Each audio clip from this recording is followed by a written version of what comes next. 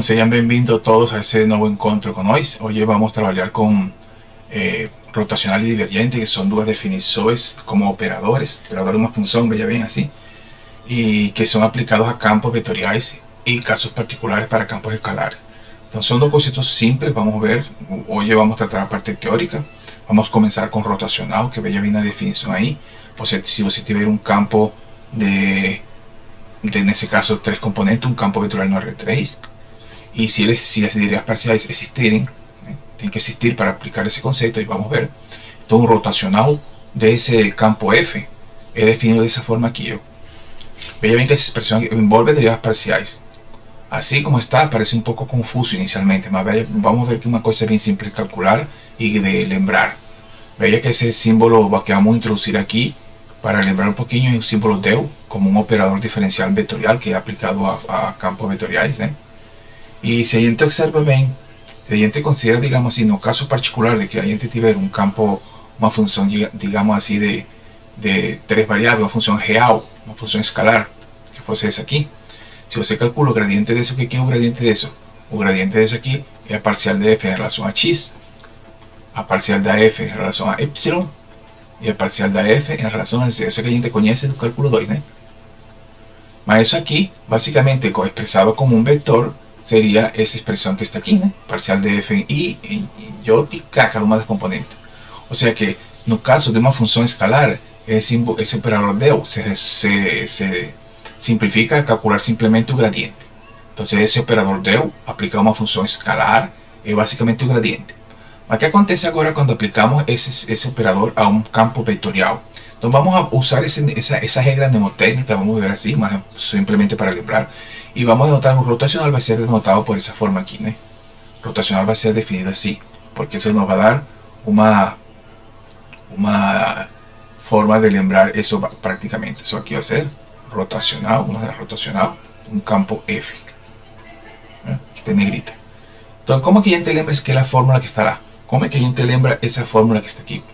Y j acá con esas parciales. Entonces vamos a lembrar así. Ese operador del que está aquí, ¿no? Ese operador del que aparece en la segunda línea. Y aquí colocamos un campo dado que vamos a calcular un rotacional, P que es, ¿no? Entonces vean bien, si a gente resuelve eso como un determinante, vean bien cómo que a gente resuelve eso aquí. A gente faria así. Y veces parcial de eje en relación a y menos parcial de que en relación a c veces i, ¿no?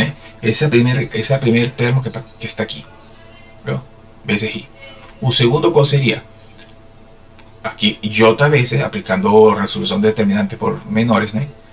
J veces parcial de eje en relación a x menos parcial de p en relación a z, que exactamente está aquí. Aquí está, claro, con un sinal menos, troca aquí, ¿no? Menos, ¿no? Troca aquí. Es básicamente lembrando resolver un determinante por menores. La tercera componente en K, que es esa que está aquí, sería, imagínense, ¿eh? K veces parcial de K en relación a x menos parcial de P en relación a y, que está aquí. Quiere decir que para calcular ese rotacional, la gente no precisa lembrar esta fórmula, ¿eh? Ni voy a lembrar, yo ni lembro. Yo simplemente, mnemotécnicamente, voy a hacer eso aquí. ¿Tá bom? E por isso tem essa anotação aqui, porque é o operador del aplicado a um campo vetorial F simulando um produto vetorial. ¿Tá bom? Essa é a definição de rotacional. Se é pedido calcular um rotacional, basicamente é aplicar isso aqui. E essa é a forma de rotacional. Portanto, uma forma simbólica de expressar isso é deste formato que aqui tem embaixo. Certo? Tudo bem, então um pequeno exemplo assim, né? Eu vou fazer isso logo aqui, porque isso não é complicado. Vamos aproveitar para outros exercícios na aula, né? Mas se eu tenho um campo aqui, basicamente usando isso aqui, esse curl aqui que tem em inglês, curl, é porque o livro não fez a tradução em português, né? Curl seria o rotacional. Rotacional, dado isso aqui, já você tem a definição. Aqui coloca o P, que é o Q é o Z, né? P que é. Então, sin olhar isso aqui, a gente faria assim, ó. Parcial desse aqui, de menos y cuadrado, en relación a y, voy a derivar esto en relación a y y derivo esa expresión en relación a z, que es lo que está aquí, veces i, menos, parcial de ese aquí en relación a x, menos parcial de xc en relación a c é o que está aqui. O menos do desenvolvimento do determinante e aqui o menor interno, né? Mas, cada vez, parcial desse termo em relação a x, que aqui está, menos parcial de xc em relação a c. Okay? É simples, né? Não é complicado. Então, derivando, a gente deriva como a gente sabe. Parcial em relação a y é menos 2y. Menos parcial em relação a z, isso aqui é constante, seria 1 vezes xy. Isso aí. Similarmente, essa parte aqui em relação a x, isso é 0. Em relação a c, isso é x. Pues menos daria mais, que está aqui embaixo. E por último, derivando isso aqui em relação a x, daria yc, derivar xc é 1, menos derivar em relação a y é 0. Está aqui. E isso aqui é rotacional. De modo que vocês veem que isso basicamente, isso que está aqui expressado, né? Como resultado, é um vetor. Tem que estar lembrando isso aqui. Isso aqui é um vetor. Isso aqui é um vetor. Tem uma componente no primeiro termo, que seria 2 mais x. Isso, vírgula, pode ser expressado assim também. X, vírgula, yc. Isso pode ser expressado assim, né? Na notação vetorial de vetores, né? Ok? Então, simplesmente, esse é o cálculo de um rotacional. Agora, veja que se a gente tem, lembre-se que o gradiente de uma função de 3 variáveis é um campo vetorial sobre R3, que é um vetor, né? E a gente pode calcular o rotacional. E então, que já vimos anteriormente, então a gente, ao gradiente normal, por ser um campo vetorial, a gente pode aplicar de novo rotacional. Está feito a continha simples no livro, aplicando de novo aquele determinante, e isso vai dar 0. Então, a gente tem isso como um teorema, uma afirmação que é válida. Se f é uma função de 3 variáveis que tem derivas parciais de segunda ordem contínuas, se isso é certo, a gente pode calcular o rotacional do gradiente de uma função escalar, né? Isso vai dar 0.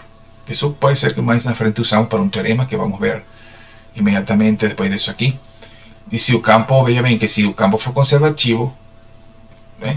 Então, usando esse fato, se f é conservativo, essa f é igual ao gradiente, né, da função. Isso aqui seria, se o campo é conservativo, essa igualdade é válida. E se for válida, então o rotacional do campo conservativo também seria 0. Esse é um teorema. Se um campo conservativo, o rotacional é 0. O contrário seria que se o rotacional é diferente de 0, f não seria conservativo. Então é um critério que a gente tem para estabelecer quando um campo for conservativo ou não. Que a gente estava interessado. Lembra que esto es una secuencia de teoremas de aula que tiene a ver con que ya vimos anteriormente en relación a campos conservativos. Entonces, si es conservativo, o rotacional es 0. Entonces, claro, si el campo es conservativo, siempre el rotacional va a ser 0. Mas si el rotacional es 0, no implica que eso es conservativo, ¿no? Lembren que en matemática, si yo tengo P implicando una proposición que eso es equivalente a no que implicando no P. No sé, en ese sentido. Si yo tengo P, siempre puedo implicar que. Mas si tengo que, yo no puedo decir que eso es roter P. Porque es válido así. A negación de ese aquí implica a negación de ese aquí. Por tanto, yo puedo decir que si el rotacional es diferente de 0, puedo garantir que el campo no es conservativo. Eso que está dito aquí. Perfecto. Nós tínhamos uma... a gente gostaria de saber quando um teorema tem as duas implicações, não? Disso aqui e aqui. Quando se cumpre num sentido e quando se cumpre no outro. Lembre que isso aqui está num sentido. Se f é conservativo, o rotacional é 0. Então, quando é válido o contrário? Ah, tá. Então, isso é válido com o seguinte teorema, né? Que é válido para regiões simplesmente conexa, né? Quando apresenta furos. Si f es un campo vectorial definido sobre todo R3, ¿eh? Es definido en todo espacio, no puede tener furo, no puede tener ese tipo de características, es definido en todo el espacio, cuya función es componente tienen derivas parciales de segunda orden continua. Si tiver o rotacional igual a 0, entonces es conservativo, o sea, sería a recíproca de eso aquí. Siempre si for conservativo, o rotacional de L es 0. Mas, si el rotacional es 0, ¿cuándo es conservativo? Cuando esté ya definido en todo o espacio y cuya derivas parciales de segunda orden fueran continuas. Ahí es válido o sí y solamente sí esa relación de ese tipo. Eso para campos no R3, ¿tá? Ya vimos un teorema anteriormente para campos no R2, que como quando é que é válido usar somente si. Vamos, lembrem isso um pouquinho, porque isso é para campos no R3. Então, a definição da rotacional tem muitas aplicações. Tem que ver, veja bem como a definição. Lembra que quando a gente calcula produtos vetoriais, eles são sempre, a gente tem um vetor ortogonal, né? Então, com essa associação, a gente pode ver que o rotacional sempre vai ser aplicado a um campo. Ele vai ser um vetor normal esse campo. E a gente sempre observa um fenômeno. Quando o rotacional é diferente de zero, já vamos ver eu vou colocar uns vídeos também depois disso aqui, para que vejam, lembrem um pouquinho mais a importância disso aqui, que seguramente vamos usar em disciplina mais na frente. Quando o rotacional é diferente de zero, significa que tem um movimento ao redor desse ponto onde foi aplicado o rotacional. Então, como diz aqui, as partículas que tem por aqui, pertinho desse ponto onde está sendo aplicado o rotacional, elas tendem a girar em torno desse eixo. Isso acontece em campos quando o rotacional é diferente de zero. Se o rotacional é zero, então aí se diz, experimentalmente a gente vê que o fluido está isento de rotações, não tem, e é chamado irrotacional, não tem esse giro ao redor dele. No vídeo que colocarei, vamos ver esse fenômeno. Em outras palavras, isso aqui é que se usa muito em mecânica dos fluidos para estudar os movimentos, não? Nas asas de aviões, por exemplo. A gente pode ter ao redor depois que se é aplicado um fluido com certa velocidade numa superfície, pode se formar turbilhões ou remolinhos em pé. Isso pode ser estudado até experimentalmente. Agora muito bem que tem um túnel de vento na UFSC. Então, se o rotacional é zero, isso aqui, uma pequena roda de paz, move-se com o líquido, mas não roda em torno de seu eixo. Tem um vídeo que ilustra isso muito bem, não vou fazer ênfase aqui, né? Mas vou colocar no vídeo para que se veja e depois na aula, no encontro nosso, aí podemos esclarecer essa dúvida. Se o rotacional de F é diferente de zero, a roda com paz giraria em torno de seu eixo. Isso aqui se vê melhor no exemplo que eu vou colocar no vídeo, tá? Vamos comentar nesse vídeo. Outro conceito que é importante é divergente, que basicamente, se é uma definição bem simples, só a notação, lembrar esse div de divergente, né? Se eu tenho um campo vetorial no R3, então basicamente o divergente é uma função de três variáveis também, porque é aplicado a uma função de três variáveis, né? Tem três componentes, x, y, z, mas o resultado dele aqui, vocês vejam bem que o resultado não é um vetor, não tem IJK. Quando você aplica o rotacional, você tem o componente IJK, quer dizer que o rotacional é um campo vetorial. Também é um campo vetorial, o resultado é um vetor. O divergente não é um campo vetorial, o divergente é um campo escalar. O resultado que está aqui é um escalar aplicado num ponto, x, y, z, isso é um vetor, um valor, um número, um escalar. Então lembrem isso, a diferença inicial entre essas duas, né? E veja bem que está em termos de derivadas parciais, simplesmente, de cada uma das componentes, uma soma. Tá? Isso, existe uma forma de como lembrar isso aqui. É como se eu tivesse aplicado o símbolo del, que é esse aqui. Se eu aplico, veja bem, se eu aplico esse símbolo del a um campo P que é R, imaginem que isso aqui é simbolismo simplesmente. Isso aqui não é um produto escalar, é como se fosse um produto escalar, né? Para a regra mnemotécnica para lembrar.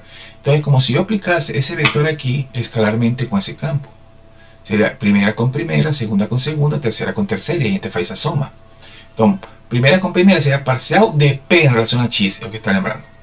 Mais parcial de Q em relação a Y. Mais parcial da R em relação a Z. E é uma soma. Lembrando a soma, é que a gente coloca esse produto, esse símbolo aqui. De modo que isso aqui, divergente, é uma forma muito usada para representar o divergente. É estándar. Então, se você tem um campo, calcular ele é muito simples, porque simplesmente deriva em relação a X, deriva em relação a Y, deriva em relação a Z. E faço a soma. Então, em relação a X, isso aqui é 1 vezes Z, aqui está. Em relação a Y, é XZ, aqui está. Y en relación a C, eso aquí es constante, sería 0. Por tanto, divergente en ese caso está en términos de una función escalar que aplicada en un punto, divergente en función de 3 variables, aplicando un punto daría un escalar, que sería esa suma aquí. ¿Tá bom? Es una primera diferencia entre divergente y rotacional en cuanto a forma de ser expresada, escrita, ¿no? Aquí está dito, ¿no? Rotacional tiene un campo vectorial, ¿no? Y como campo vectorial, existe una relación que se satisfaz si está expresada aquí en forma de teorema. Si yo tengo un campo vectorial como campo vectorial, yo puedo calcular o rotacional, puedo calcular o divergente, mas se eu primeiro esse campo calculo o rotacional e depois calculo o divergente, aí então observa que isso é zero. A prova um pouquinho só tira conta, a prova está feita no livro, só tira conta. Então esse é um fato que também poderíamos usar mais na frente, né? Divergente do rotacional é zero. Em algum exercício eu vou fazer algumas provas dessas. Novamente, a razão para o nome divergente pode ser estendida. Lembrem que isso aqui sempre, eu comentei faz tempo, né, que isso aqui vem inicialmente da mecânica do fluido, né, esse desenvolvimento. Então, se F representa a velocidade, né, isso se representa um fenômeno. Eu ilustro com, se usa muito nos túneis de vento, caracterização de fenômenos.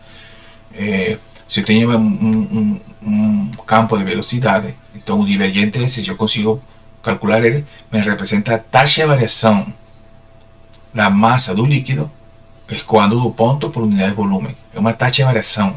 Taxa de variação. Nesse caso, por isso aí vem el divergente asociado con velocidades, con taxa de variación está asociado a eso, ¿no? En otras palabras, el divergente mede a tendencia de un fluido divergir, ¿no? La tendencia de divergir alrededor de un punto. Ese concepto aquí es un concepto de mecánica de fluido, ¿no? Cuando un fluido es compresible, incompresible, no voy a dar ejemplos de eso ahí, eso se va a ver más en la frente, en otra disciplina, en Mekiflu. Se o campo é nulo, então ele é dito incompressível, né? Outro operador que a gente usa, sobre todo em equações diferenciais, é quando a gente estuda fenômenos de ondas. Aparecem muitas equações expressas em termos de uma expressão de outra expressão que a gente chama de Laplaciano. E veja como acontece. Imagina que você tem um gradiente e você aplica o divergente do gradiente. O gradiente, sabe que é um vector de derivada parcial. Então a primeira derivada parcial deriva em relação a x. Tem isso aqui. Aplicando o divergente, né? A segunda componente deriva em relação a y. Derivada de derivada, uma segunda derivada. E assim com a terceira. Quer dizer que se eu aplico o divergente a um gradiente, que seria notação dessa forma aqui, lembra que essa notação de divergente associado a produto escalar, aí a gente obtém essa expressão aqui. Essa expressão aqui a gente chama de Laplaciano. E a gente vai denotar com isso aqui. Veja que não é um hessiano, né? Uma matriz hessiana. Olha, não é uma matriz hessiana. Chama-se Laplaciano. Simplesmente essa notação é porque seria um divergente de um gradiente com ele mesmo, digamos assim. Entendeu? Essa é simplesmente essa notação. Então chama-se operador de Laplace, que foi o físico que trabalhou com fenômenos que poderiam ser caracterizados mediante esa relación. Y vean que cuando ese es aplicado aquí, ese es cuando está aplicado a una función escalar, ¿no? Mas a gente podría aplicar ese concepto, esa expresión laplaciana también a un campo vectorial. Entonces, cuando es aplicado a un campo vectorial, se calcula el laplaciano de cada una de ellas por separado. Pues es una función escalar, calculo su laplaciano. Es una función escalar, calculo su laplaciano. Esa también, ¿no? Más vectorial, entonces sería Laplaciano en P, Laplaciano en J, Laplaciano en K, en ese caso como tres componentes, P que E. Si a gente precisa, ya sabemos esa definición, cómo calcular. Ok, visto eso aquí, ahí vamos a hacer ese ejercicio, no es complicado, esa parte un poco más teórica. Esa parte también, ese aquí es muy importante, no tanto porque a gente va a usar mesmo agora, mas sí vamos a usar más en frente con una extensión de un teorema de Gauss, que vamos a ver más en frente, cómo relacionar eso aquí, que tiene a ver con el teorema de Green para 3 dimensões, y tiene algunas entonces aplicaciones y interpretaciones que vamos a ver como saliendo fluido de algunas superficies. Mas en principio vamos a ver eso aquí outra forma vetorial do teorema de Green. Existe uma forma vetorial do teorema de Green, está falando, né? Onde a gente vai escrever o teorema de Green de outra forma, sobre todo aplicada a isso aqui para que fique um pouco mais claro para entender o teorema de Gauss que vem mais na frente. Então, uma forma de escrever o teorema de Green inicialmente de outra forma, para ser estendido, né? Então, a gente sabe que o teorema de Green, para um campo vetorial, vamos considerar nesse caso funções de duas vetoriais de duas componentes, f de r pode ser escrito assim, já te conhece isso aqui. E o teorema de Green diz que isso aqui pode ser escrito como a integral dupla de a parcial de Q em relação a x menos a parcial de P em relação a y. A gente conhece isso, né? Agora, veja bem que isso pode ser escrito em termos do rotacional. Como assim? O rotacional a gente viu para funções vetoriais de três componentes. Imagine que uma da terceira componente é nula. Então o campo seria PQ. Quando a gente aplica PQ e a componente é nula, esse é rotacional, o que acontece? Então você seria I vezes parcial de 0 em relação a isso, que é 0, menos esse aqui. Es parcial de isso aqui em relação a C também é 0, porque é uma função de duas variáveis. Então seria 0 vezes I. Quando vamos com J, menos que parcial de 0 é 0, menos parcial em relação a Z. Tem uma função de x, y também é 0. Então a componente I e a componente J se anulam. Mais K vezes parcial de Q em relação a x, esse existe, menos parcial de P em relação a y, que seria isso aqui.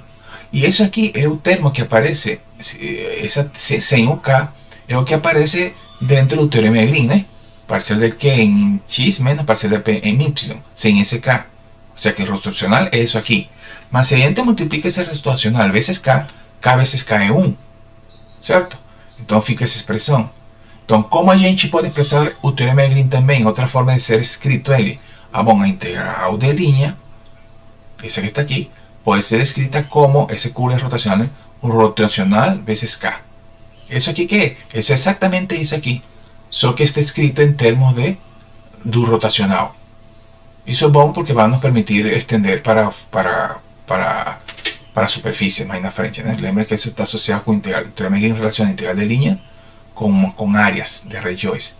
Depois essas áreas vão ser relacionadas com superfície mais na frente. Mas, em princípio, simplesmente lembrar que o teorema de Green pode ser escrito dessa forma também.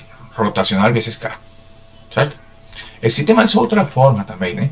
Lembra que quando a gente calculou, introduzimos o conceito de integral de linha, a gente sempre calculou, a gente tinha um campo allí en un ponto, ¿no? Tenemos vector tangente, y a gente, cuando a gente calculó, cuando a gente definió el trabajo como f veces TDS, lembre que a gente trabalha aqui com a componente tangencial, né? O sea que a gente fez uma projeção sobre o tangente. Mas agora vamos a establecer otra forma de trabajar. En lugar de, ¿qué acontece si nós, en lugar de proyectar sobre tangente, hubiésemos por algún motivo proyectar sobre vector normal? Cuando en lugar de trabajar en función da componente tangencial, se a gente trabalhar em termos da componente normal, que é o que vamos ver agora, então existe outra forma de escrever isso aí, o teorema de Green, que é interessante também. Então, essas são as considerações que vamos ver, né? Então, imagine então que a gente tem uma curva dada por essa função que está aqui, uma curva t y de t, né? A gente sabe que o vetor tangente, o vetor de derivada, x' y', que se a gente divide pelo seu módulo, é o vetor tangente, certo? Já isso conhecemos. Então, como é que eu obtenho, dado esse tangente, como obtenho um vetor normal? Bom, existe várias formas. Vamos dar uma expressão direta para que vejam que esse n que está aqui vai ser ortogonal a esse aqui simplesmente, né? Se eu defino esse n aqui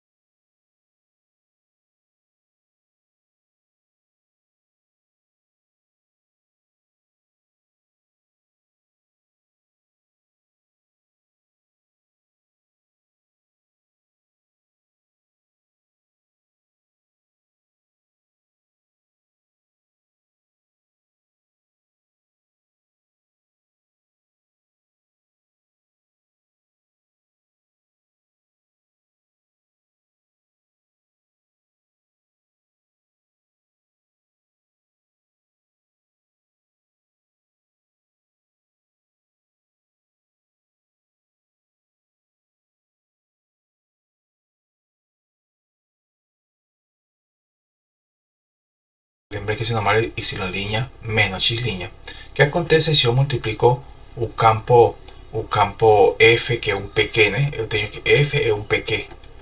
Eu vou multiplicar escalarmente por esse n. Ficaria p com y' menos q com x', né? Isso que está aqui. Esse que está aqui, então seria assim o seguinte. Esse ds é essa parte aqui. E esse f vezes n, que estamos considerando, seria o que acabamos de dizer.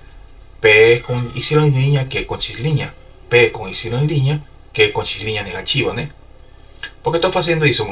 Porque eu estou querendo calcular uma expressão que agora não é a componente tangencial, que seria que a gente definiu o trabalho. O trabalho, lembre, que definimos como f vezes tangente ds. Agora, em lugar do tangente, eu não quero calcular o trabalho, eu quero ter outra expressão, mas fazendo a projeção sobre o normal, né? Isso que a gente quer obter, né? Então, fazendo isso, para quê? Porque tem uma expressão que a gente vai usar mais na frente.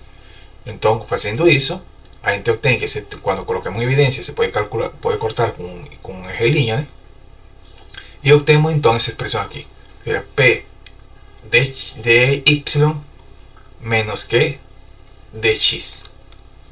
Veem que esse termo aqui eu posso expressar como menos Q de x mais P de y, né? É a mesma coisa. Isso aqui, né? Agora, a essa expressão eu vou aplicar o teorema de Green. Lembra que o teorema de Green primeiro está um de x e está um de y, né? Só que este foi chamado de P de Q, mas agora temos aqui. Esse é como se fosse o P, esse é como se fosse o Q.